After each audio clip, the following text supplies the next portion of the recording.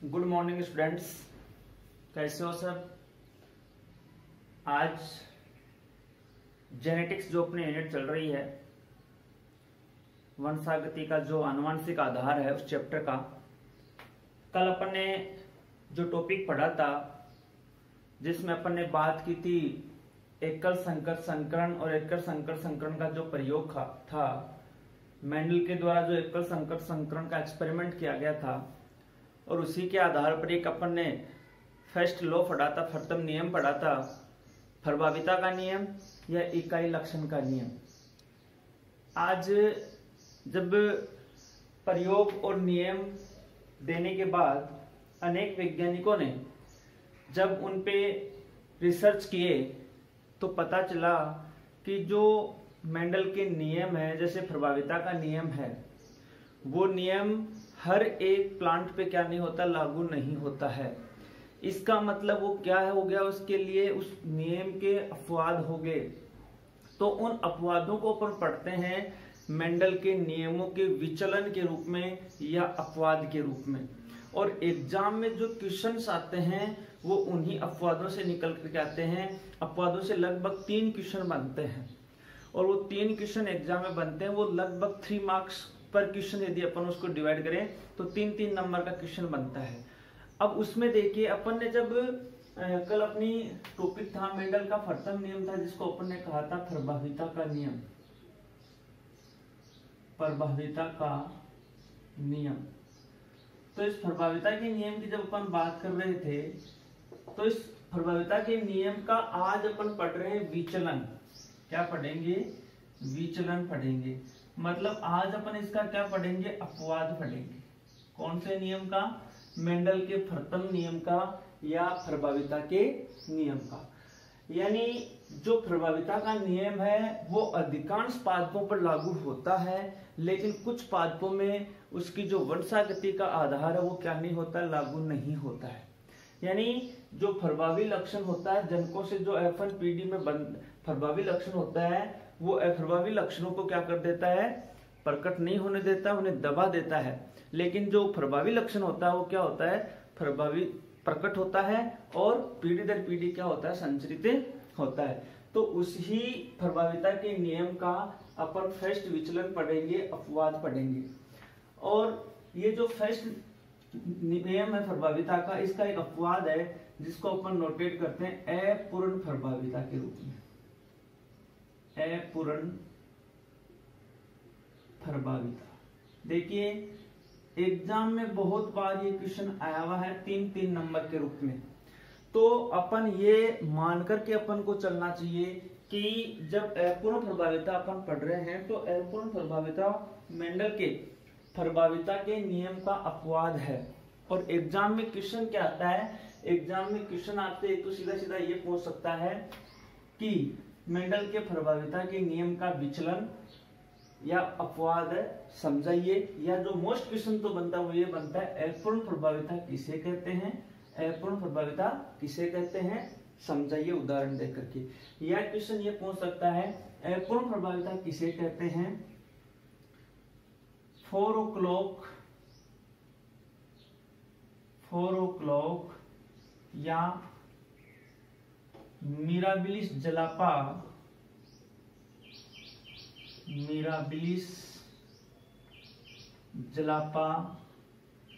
या गुलबास या स्नैपड्रैगन या एंटीराइनम, इसी का इंग्लिश का वर्जन है, बोटेनिकल रूप में देखें अपन एंटीराइनम। तो आपको ये दे सकता है एग्जाम में। अब तक जो 2 बार क्वेश्चन आया हुआ है वो एक बार तो ये पूछा था अपूर्ण प्रभाविता किसे कहते हैं, स्नैपड्रैगन पादप का उदाहरण देते हुए अपूर्ण प्रभाविता को समझाइए। और एक बार क्वेश्चन आया था अपूर्ण प्रभाविता किसे कहते हैं, 4 o'clock पादप में मेंडल के प्रभाविता का नियम का पालन नहीं होता है, इसको समझाइए। तो क्वेश्चन अगले के बनाने वाले पे डिपेंड करता है, उसका माइंड सेट कैसा हो, कैसा पेपर बनाए। लेकिन अपन को तो ये ध्यान में रखना है। तो एग्जाम्पल है, विशेष रूप से आप ध्यान में रखना फोरोक्लोक, मिराबिलिस, जलापा, गुलाबा, स्नैपड्रैगन, एंटीराइनम, कोई सा भी आपको नाम आ जाए अपन को इसी को एक्सप्लेन करना है। अब बात आती है अपूर्ण प्रभाविता है क्या। सबसे पहली बात तो अपूर्ण प्रभाविता क्या है, देखिए प्रभाविता का नियम क्या कहता था। प्रभाविता का नियम यह कहता था कि जब कोई भी जनक पीढ़ी है, कोई भी जनक पीढ़ी है, उस जनक पीढ़ी में जो पेरेंट्स हैं उनके मध्य अपन जब क्रॉस करवाते हैं तो उनसे प्राप्त पीढ़ी कौन सी प्राप्त होती है, F1 पीढ़ी प्राप्त होती है, जो क्या थी, विषम युग्मज थी, कैपिटल टी और स्मॉल टी थी। और उन्होंने कहा था कि इस विषम युग्मजी पीढ़ी के अंतर्गत जो लक्षण, एक दो प्रकार के लक्षण होते हैं, एक तो क्या होता है प्रभावी और एक कौन सा होता है अप्रभावी। और उसमें यह बताया गया था कि जो प्रभावी लक्षण होता है वह पीढ़ी दर पीढ़ी क्या होता रहता है, संचरित होता रहता है। ये तो बात बताई थी। लेकिन अपूर्ण प्रभाविता उसका अपवाद है। इसका मतलब कहीं ना कहीं इसके अंतर्गत क्या आनी है अपन को, जो अपूर्ण प्रभाविता में क्या होना है कि पूर्ण प्रभाविता, जो प्रभाविता के नियम के अंतर्गत ये बताया गया था कि जो F1 पीढ़ी में जो लक्षण प्रकट होते हैं, प्रभावी लक्षण होता है, वो पीढ़ी दर पीढ़ी क्या होता है, संचरित होता है। लेकिन अपूर्ण प्रभाविता ये कहती है कि कोई भी दो जब युग्म विकल्पी हैं, जैसे यहाँ ये युग्म विकल्पी लिए गए थे, तो जब इन युग्म विकल्पियों में जब क्रॉस करवाते हैं, समयुग्मजी जो युग्म विकल्पी ले रहे हैं, जब इनमें क्रॉस करवाते हैं तो F1 पीढ़ी में जो लक्षण प्रकट होते हैं, F1 पीढ़ी में जो लक्षण प्रकट होते हैं वो प्रभावी और अप्रभावी लक्षण प्रकट न होकर के, प्रभावी और अप्रभावी लक्षण प्रकट न होकर के कोई अन्य या तीसरा लक्षण ही क्या होता है, प्रकट होता है। इसका मतलब मेंडल का प्रभाविता का नियम तो ये कह रहा है कि जो जनक पीढ़ी में लक्षण है उनमें जब क्रॉस करवाते हैं तो जो प्रभावी लक्षण होता है वही पीढ़ी दर पीढ़ी क्या होता है, संचरित होता है, और अप्रभावी लक्षण होता है वो दबा दिया जाता है, दब जाता है। लेकिन अपूर्ण प्रभाविता ये कहती है कि जब समयुग्मजी जनकों के मध्य क्रॉस करवाते हैं, समयुग्मजी जनकों के मध्य जब क्रॉस करवाते हैं तो F1 पीढ़ी में प्रभावी व अप्रभावी लक्षण के अलावा ही कोई तीसरा ही लक्षण क्या होता है, प्रकट होता है, उसे अपन क्या कह देते हैं, अपूर्ण प्रभाविता कह देते हैं। इसमें अपन एग्जाम्पल ले रहे हैं। एग्जाम्पल की जब अपन बात करते हैं तो जैसे फोरोक्लोक पादप का अपन एग्जाम्पल लें तो यहाँ क्या लिया गया कि लाल और सफेद पुष्प वाले के मध्य क्या करवाया गया, पौधों में क्रॉस हुआ। जैसे एक लाल पुष्प और इसका क्रॉस किसके साथ हुआ, सफेद पुष्प के साथ, पौधों के साथ हुआ। लाल रेड है तो इसको अपन युग्म विकल्पी के रूप में नोटेट कर देते हैं कैपिटल RR से, और क्योंकि इसको प्रभावी रूप माना गया है, और ये अप्रभावी है तो स्मॉल RR से।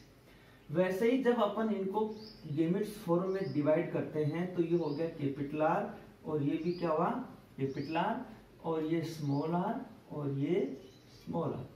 क्रॉस करवाते हैं और F1 जनरेशन की प्राप्ति होती है तो कैपिटल R और स्मॉल r, यानी ये किस रूप में प्राप्त हुई अपन को, विषम युग्मजी के रूप। और जो पुष्प प्राप्त हुए, जो ये F1 पीढ़ी प्राप्त हुई, वो गुलाबी रंग के पुष्प प्राप्त हुए।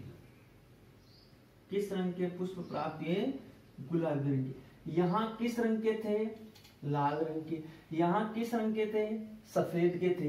तो यहाँ यदि अपन प्रभाविता के नियम की बात करें तो यहाँ प्रभावी लक्षण तो क्या आ रहा है, कैपिटल R आ रहा है, और कैपिटल R आ रहा है तो ये किसको रिप्रेजेंट कर रहा है, लाल पुष्प को रिप्रेजेंट कर रहा है। इसका मतलब यहाँ F1 पीढ़ी में जो पुष्प प्राप्त होने चाहिए थे वो कैसे होने चाहिए थे, लाल रंग के होने चाहिए थे। किस नियम के अनुसार होने चाहिए थे वो लाल रंग के, मेंडल के प्रभाविता के नियम के अनुसार। लेकिन मेंडल के प्रभाविता के नियम के अनुसार जो पुष्प प्राप्त होने चाहिए वो लाल रंग के होने चाहिए थे, लेकिन यहाँ किस रंग के प्राप्त हो रहे हैं, गुलाबी रंग के प्राप्त हो रहे हैं। इसका मतलब मेंडल का प्रभाविता का जो नियम है वो यहाँ लागू नहीं हो रहा है। अरे सीधी सीधी सी बात यही तो ना कि मेंडल का जो प्रभाविता का नियम है वो लागू नहीं हो रहा है। अब इसके लिए क्या हुआ, जब अपन, अब यहां तक तो F1 PD तो अपन को पता चल गया, तो आपके भी ये डाउट आ रहा है कि ये कैसे हुआ। जो F1 जनरेशन में तो अपन ऐसे ही प्राप्त किया था, वहां तो लंबे प्राप्त हो गए थे। वो एक्सपेरिमेंट हुआ, एक्सपेरिमेंट में जो पुष्प प्राप्त हुए थे वो कैसे रंग के प्राप्त हुए थे, गुलाबी रंग के जो पुष्प थे वो मुख्य रूप से यहाँ क्या हो गए थे, प्राप्त हो गए थे। इस प्रकार मेंडल का जो प्रभाविता का नियम हुआ वो यहाँ पूर्ण रूप से अपन फोरोक्लोकपाल या स्नैपड्रैगन की बात करें तो क्या नहीं होता है, लागू नहीं होता है। अब आगे देखिए, अब जब अपन F1 जो पीडी प्राप्त हुई, F1 जो जनरेशन प्राप्त हुई, इससे अपन प्राप्त क्या करेंगे, F2 PD। तब अपन को पता चलेगा कि यदि प्रभाविता का नियम है तो इसका मतलब लाल ज्यादा पुष्प प्राप्त होने चाहिए थे। तो अपन यहां देखेंगे कि F1 PD में स्वपरागण से F2 PD की प्राप्ति, वही अपन जो पनेट वर्ग है वो बनाएंगे।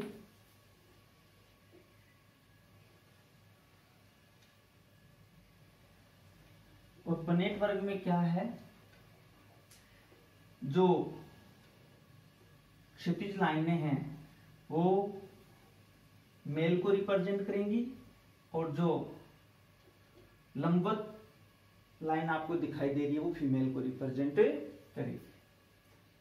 देखिए यहां जो लक्षण प्रकट हो रहे हैं कैपिटल आर और स्मॉल आर, तो ये कैपिटल आर और ये स्मॉल आर, ये कैपिटल आर और ये स्मॉल आर।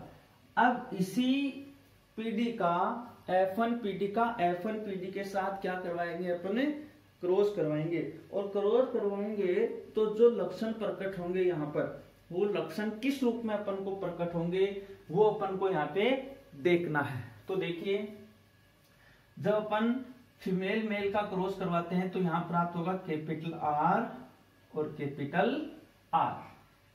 आगे देखिए कैपिटल आर और स्मॉल आर, मतलब गुलाबी हो गए।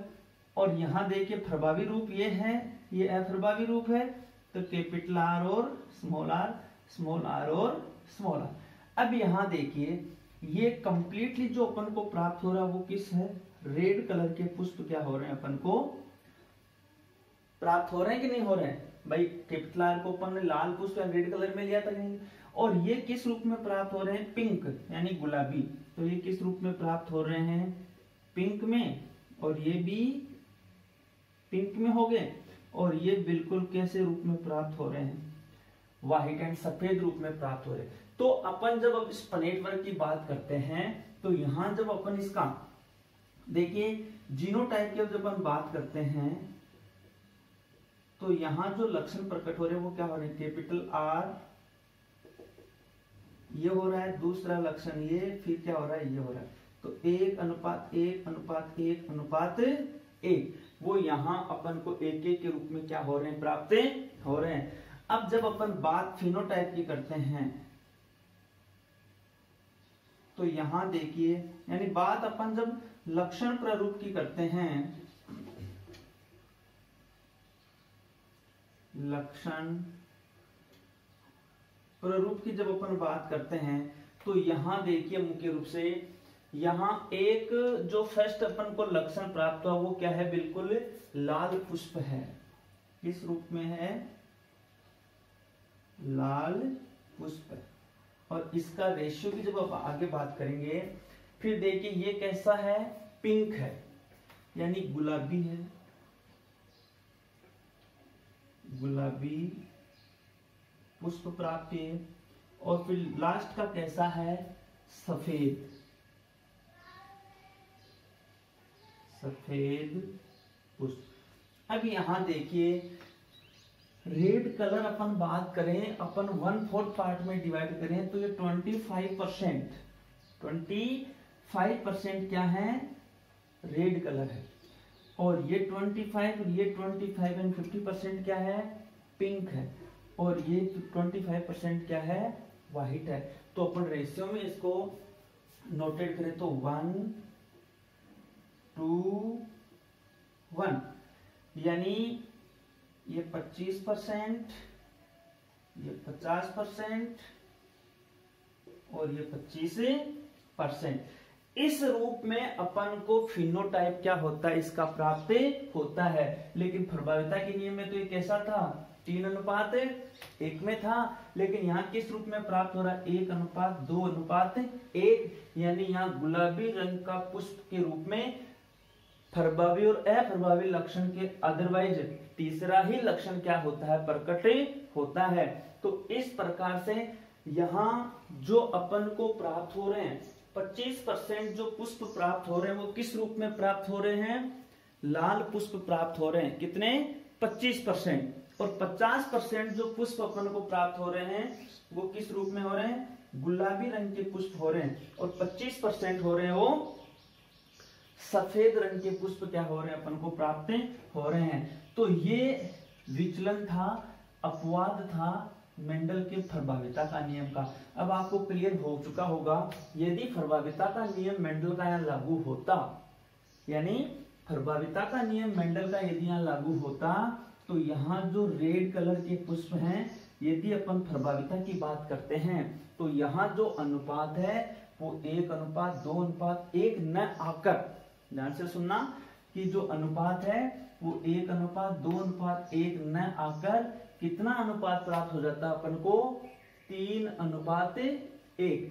क्योंकि प्रभाविता के नियम में तो यही तो थे ना, लंबे की बात कर रहे थे तो 75% जो लक्षण थे वो क्या प्राप्त हुए थे, लंबे प्राप्त हुए थे, चाहे वो शुद्ध हो या अशुद्ध हो। और 25% हुए थे वो किस रूप में प्राप्त हुए थे,